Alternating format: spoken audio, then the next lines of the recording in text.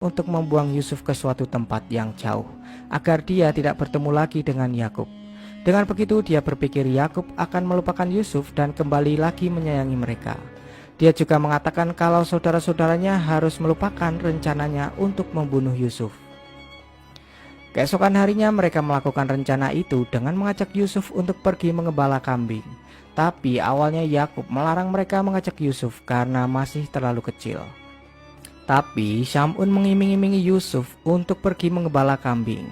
Yusuf pun sangat tertarik untuk ikut mengembala kambing dengan mereka karena Syamun menceritakan tentang suasana di sana yang membuat Yusuf merasa penasaran. Yusuf lalu meminta izin sendiri kepada Yakub agar diizinkan ikut saudara-saudaranya menggembala kambing. Karena Yusuf sendiri yang meminta, akhirnya Yakub pun mengizinkannya untuk pergi menggembala kambing bersama kakak-kakaknya. Tapi sebelum itu Yakub memakaikan jubah warisan milik Nabi Ibrahim, di mana jubah itu berasal dari surga. Yakub pun melepaskan Yusuf kecilnya untuk ikut menggembala dengan rasa cemas yang begitu besar. Setelah sampai di ladang, Yahuda yang sudah tak bisa memendam rasa dengkinya kepada Yusuf langsung memukulinya sampai babak belur. Semua saudara yang lain pun juga ikut memukuli Yusuf yang terus meminta tolong kepada ayahnya. Tapi hanya Lavi saja yang tidak ikut dalam pemukulan itu. Dan ketika Yahuda akan berusaha membunuh Yusuf, Lavi datang menghadangnya lalu mengatakan, "Ini bukanlah kesepakatan kita Yahuda. Yang kita inginkan adalah untuk memisahkan ayah dan Yusuf, bukan untuk membunuhnya." Lalu mereka semua bingung akan membuang kemana Yusuf agar bisa jauh dengan Nabi Yakub. Tak berselang lama mereka melihat sebuah sumur dan berpikir jika Yusuf akan dibuang ke sana, berharap ditemukan oleh pedagang yang mengambil air di sumur itu. Lavi sebenarnya tidak tega membuang adiknya sendiri ke sumur itu, tapi karena dia kalah suara dengan saudara-saudara yang lain, dia terpaksa melakukan hal itu.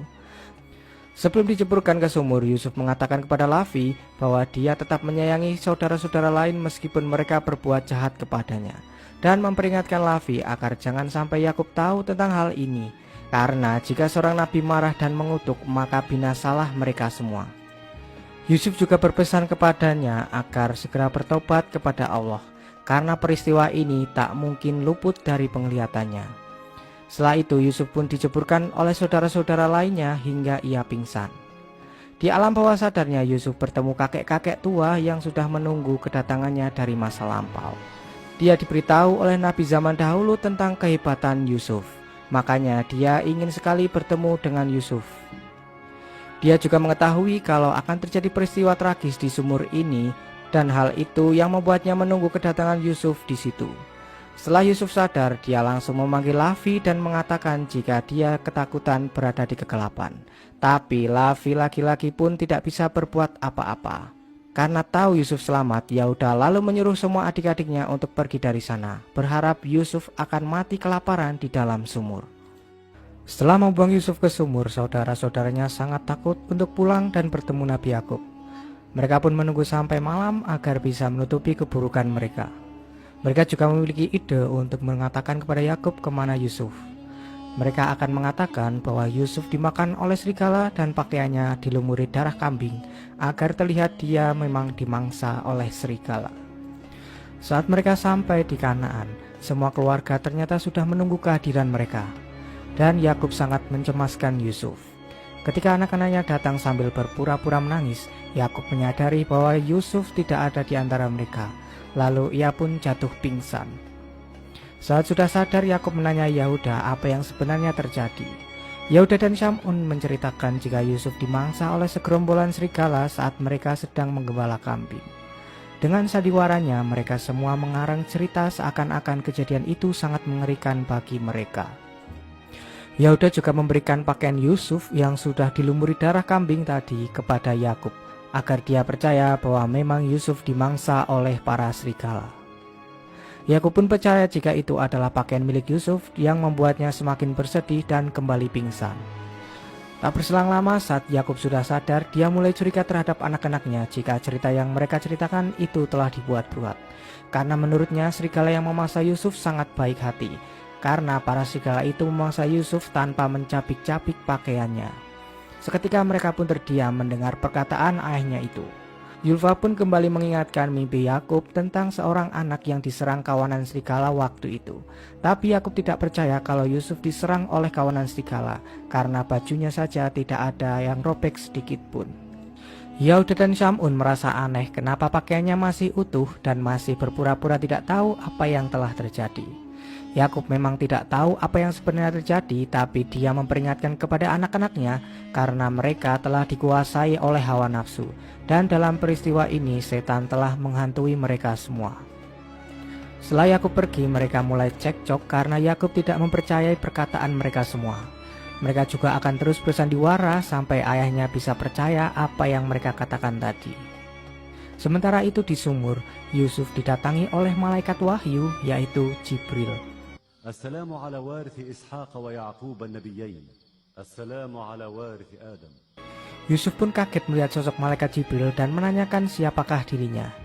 Jibril lalu mengatakan bahwa dia adalah utusan Allah untuk menemani dan membuat hati Yusuf tenang.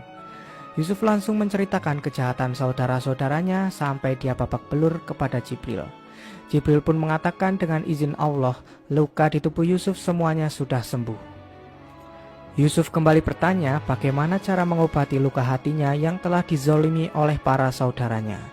Tapi dia tidak ingin saudara-saudaranya itu dihukum karena dia sangat menyayangi mereka semua. Dia hanya bingung kenapa para saudaranya tidak menyukainya dan apa salahnya kepada mereka. Jibril menjelaskan setelah peristiwa ini kelak keturunan Bani Israel juga akan melakukan hal yang sama kepada keturunan Nabi, bahkan sampai membunuhnya. Semua nabi akan mendapatkan perlakuan buruk dari mereka. Nah, Nabi Yakub ini dikenal juga dengan nama Israel, makanya keturunannya nanti akan disebut Bani Israel. Itulah yang Yusuf takutkan kelak. Dia juga menginginkan agar mereka segera bertobat kepada Allah. Jibril langsung menjawab perkataan Yusuf jika nantinya dialah yang akan memaksa para saudaranya untuk bertobat setelah waktu yang cukup lama. Yusuf nantinya akan berkuasa atas mereka dan membuat mereka menyesali semua ini. Sebelum pergi, Jibril mengatakan kepada Yusuf kalau dia harus terbiasa menjalani banyak kesulitan.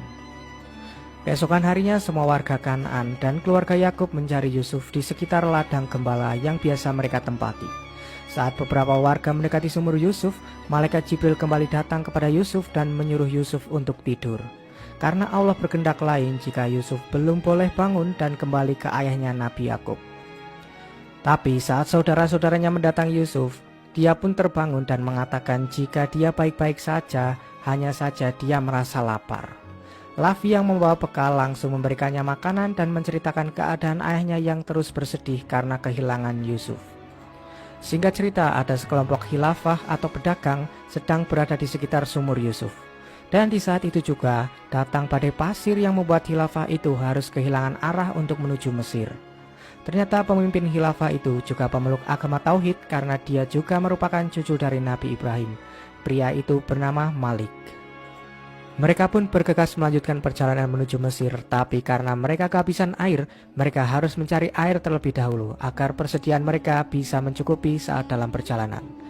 Ketika khilafah itu mendekati sumur Yusuf, para saudara-saudara Yusuf segera bersembunyi karena mereka tidak ingin ketahuan.